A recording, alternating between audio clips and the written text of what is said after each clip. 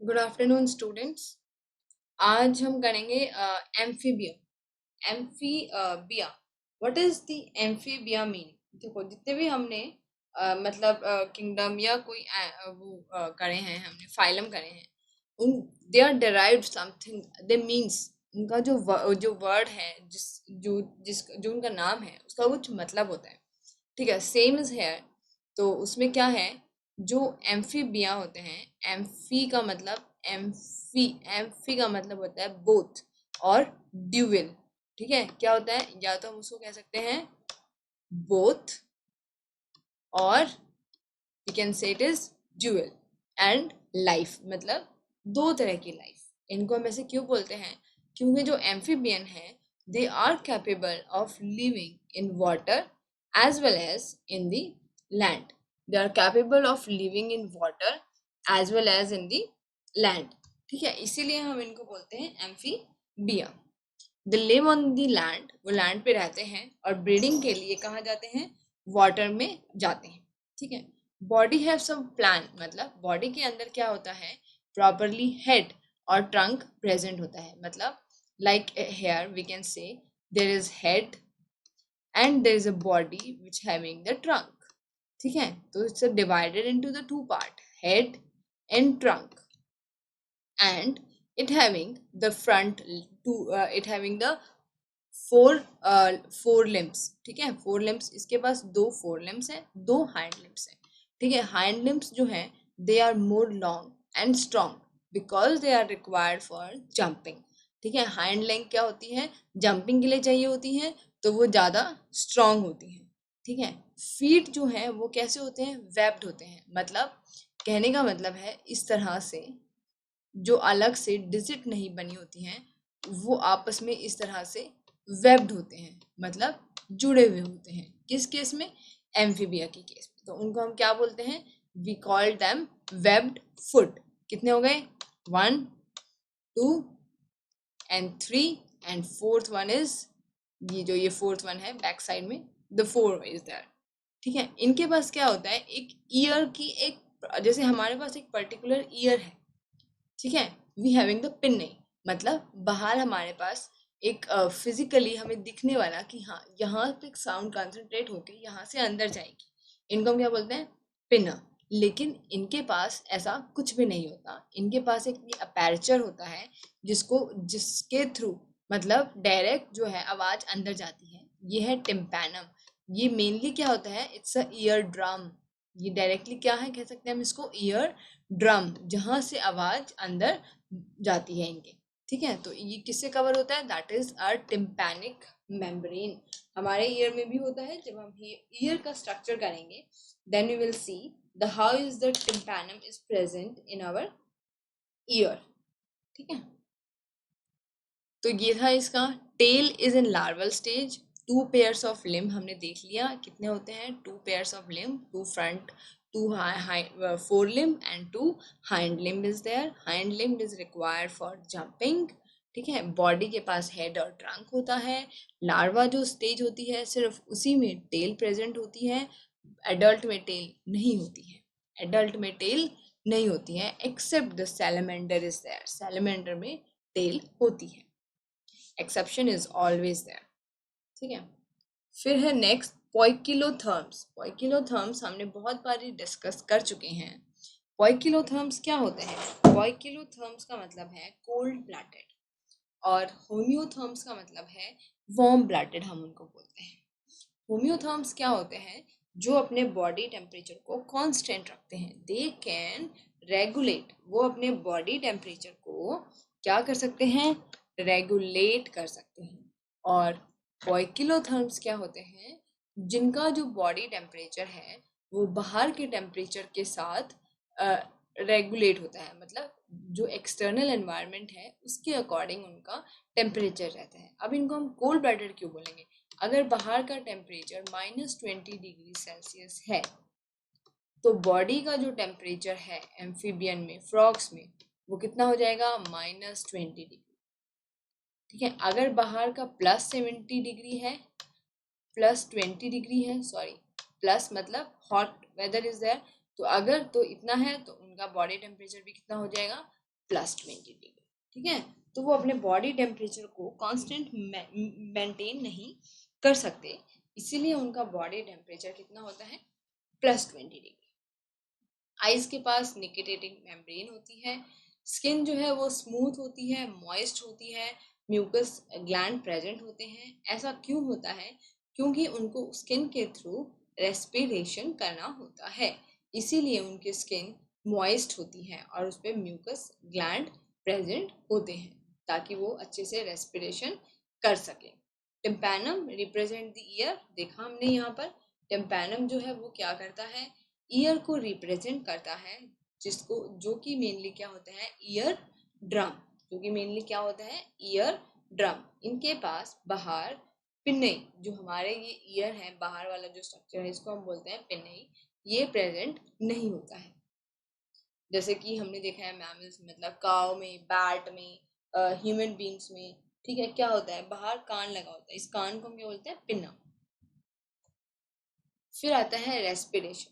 इसमें respiration gills से होता है लार्वा स्टेज में, जैसे फिश में था ऐसे ही लार्वल स्टेज में तो गिल्स होती हैं, लेकिन एडल्ट के अंदर लंग्स भी होती हैं और स्किन स्किन रेस्पिरेशन भी होता है। स्किन वाले रेस्पिरेशन को, लंग्स वाले रेस्पिरेशन को हमने 10th क्लास में पढ़ा था, क्या बोलते हैं, पल्मोनरी रेस्पिरेशन। और पल्मोनरी रेस्पिरेशन इसको, और स्किन वाले को हम क्या बोलते हैं, क्यूटेनियस, QNEOUS,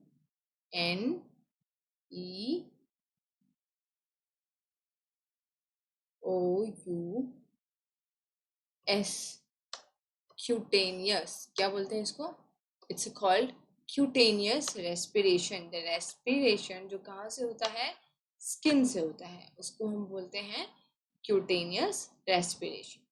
हार्ट जो है वो 3 चैम्बर होता है, मतलब यहाँ हम देख सकते हैं 2 auricle, 1 and 2 and 1 ventricle. So again there is a mixing of what? Mixing of blood, mixing of blood की mixing होती ही है, ठीक है, क्योंकि यहाँ से जैसे कि दिखा रखा है, यहाँ से हमारा ब्लड यहाँ पे आया इसमें राइट एट्रियम में, और फिर वो वेंट्रिकल में गया, और वेंट्रिकल से फिर वो क्या हुआ, यहाँ से सर्कुलेट, यहाँ पर वो पल्मोनरी सर्कुलेशन के लिए भी जाएगा, और फिर आके फिर उसके बाद वो फिर लेफ्ट आयोटा में जाएगा, लेफ्ट एट्रियम में जाएगा, और वहां से फिर वो दोबारा वेंट्रिकल से कहाँ से निकलता है, डायरेक्टली फिर वो आयोटा जो है वेंट्रिकल से निकलती है, और वहां से फिर सारे ब्लड को पास हो जाता है, ठीक है, जो ब्लड है सब जगह पास हो जाता है। जो ये कैपिलरीज है ये ऑक्सीडेटेड ब्लड यहाँ राइट एट्रियम में लेके आती है, पर still there is some kind of mixing is there, मतलब हम अपने जैसे हमारा प्योरली सेपरेशन होता है, ट्रूली जो सेपरेशन होता है हार्ट का 2 वेंट्रिकल और 2 ऑरिकल की वजह से, ऐसा कुछ नहीं होता है। There is kind of a mixing of oxygenated और deoxygenated blood is always there. Digestive system well develop होता है, ठीक है। Urinary tract and reproductive tract जो है उसकी ओपनिंग कॉमन होती है। यूरिनरी ट्रैक्ट और रिप्रोडक्टिव ट्रैक्ट की ओपनिंग मतलब जहाँ से वो रिप्रोडक्शन स्पर्म और एग के रिलीज के लिए और यूरिनरी के लिए क्या होती है, कॉमन होती है, उसको हम बोलते हैं क्लोइकल चैम्बर, और उस ओपनिंग को हम बोलते हैं क्लोइकल अपर्चर, ठीक है। तो इसको क्या बोलते हैं यहाँ पर, क्लोइकल चैम्बर बैक में ही प्रेजेंट होता है, और क्लोइकल अपर्चर। सेक्सेस सेपरेट होते हैं, मतलब मेल एंड जो फीमेल है वो क्या होते हैं, they are separated from each other, दोनों सेपरेटेड होते हैं। उसके बाद सेक्स मतलब डायोशियस, हमने पढ़ा था, डायोशियस का मतलब क्या होता है, जिसमें इंडिविजुअल जो है डिफरेंट सेक्स के होते हैं, मतलब मेल और फीमेल आर सेपरेटेड। और दूसरा क्या होता है, मोनोइशियस, मोनोइशियस का मतलब जिसमें हार्मोफ्रोडाइट्स को हम क्या बोल सकते हैं, मोनोइशियस, ठीक है। हमने एनालिडा पढ़ा था, अर्थवॉर्म, उसमें क्या होता है, they are hermaphrodite. These are oviparous, oviparous मतलब एग लेइंग, ये क्या करते हैं, अपने एग्स को वाटर में रिलीज करते हैं और स्पर्म को भी, तो स्पर्म का अमाउंट ज़्यादा होता है एज कम्पेयर टू वाटर, और फिर वहीं पर फ्यूज़न होके जो एग है वो वाटर के अंदर ही फिर डेवलप होता है और फिर रिलीज होता है। उसमें से क्या रिलीज होता है? Tadpole larva. फर्टिलाइजेशन जो है एक्सटर्नल होती है, मतलब फर्टिलाइजेशन कहाँ होगी? एक्सटर्नल, बिकॉज द फीमेल जो है वो एग रिलीज कर देगी, उसके एग के ऊपर एक गिलेटिनस कवरिंग होती है, ठीक है, जो उसको हेल्प करती है वाटर के अंदर परसिस्ट करने की, ठीक है, वाटर के अंदर रहने की हेल्प करती है, ठीक है। तो फर्टिलाइजेशन क्या हो गई इसके अंदर? एक्सटर्नल हो गई, मतलब वाटर के अंदर होती है फर्टिलाइजेशन। और फिर उसके बाद फ्यूजन के बाद डेवलपमेंट इनडायरेक्ट होती है। इनडायरेक्ट का मतलब पहले लार्वा बनेगा और लार्वा से फिर हमारे पास क्या बनेगा? एडल्ट। लार्वा से क्या बनेगा? एडल्ट। अभी तक हम पढ़ते आ रहे हैं ना हर जगह indirect development. In most of the cases we started the indirect development, ठीक है। तो इसमें इसके लार्वा का एक पर्टिकुलर नाम है जिसको हम बोलते हैं टेडपोल। इसको हम क्या बोलते हैं? Tadpole. And the larva undergo Metamorphosis, मतलब फिर लार्वा धीरे धीरे मेटामॉर्फोसिस शो करेगा। अब मेटामॉर्फोसिस का क्या मतलब है? अब आप पूछेंगे मेटामॉर्फोसिस का क्या मतलब है? मेटामॉर्फोसिस का मतलब ये है कि जो लार्वा है, जो टेडपोल लार्वा है, वो ड्रास्टिक चेंज दिखाता है। ड्रास्टिक चेंज का मतलब बिल्कुल उसके जो लार्वा है वो अडल्ट से बिल्कुल अलग होता है। There is a complete change when larva जो है अडल्ट में चेंज होगा, तो वहां पर कंप्लीट चेंज आ जाएगा। क्या आ जाएगा? Complete change. उसको हम क्या बोलते हैं? Metamorphosis. Adult do not have notochord. फिर एडल्ट के पास क्या होती है? नोटोकॉर्ड नहीं होती है। तो हम देखते हैं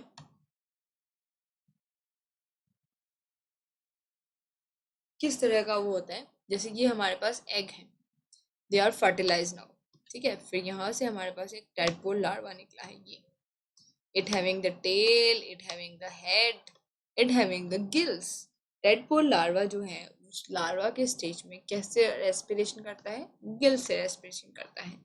फिर उसके बाद तो अगर ये हम चीज़ें देखें कि जो टेडपोल लार्वा है वो गिल से रेस्पिरेशन करता है, तो इस चीज़ को हम क्या कहाँ रिलेट कर सकते हैं? Means they are evolve from the fishes, है ना, क्योंकि गिल से कौन रेस्पिरेशन करता है? फिशेस। फिश करती हैं पाइसेस, कॉन्ड्रस थाइज, ऑस्टिच थाइज। ये कहाँ से रेस्पिरेशन करते हैं? गिल से करते हैं। तो ये एक तरह से इवोल्यूशन चल रहा है, मतलब पहले फिश आई, फिश के बाद एम्फीबियन बने धीरे धीरे। तो ये चीज़ें हमें प्रूव करती हैं कि yes, amphibians are evolved from the fishes, ठीक है। तो यहाँ पर हमारे पास क्या था? गिल्स। अब इसके पास धीरे धीरे 2 लेग्स आई, 2 के बाद 4 आई, और जो इसका ये वाला पार्ट है ये क्या होता जा रहा है? स्मॉल होता जा रहा है, और एक तरह से ट्रंक में चेंज होता जा रहा है, और ये फ्रॉगलेट बन गया। जो अभी पूरी तरह से फ्रॉग बना नहीं है तो उसको हम फ्रॉगलेट बोल सकते हैं। ये धीरे धीरे फ्रॉगलेट में छोटी छोटी टेल है, और एडल्ट बनने तक इसकी जो ये टेल है ये बिल्कुल खत्म हो जाएगी।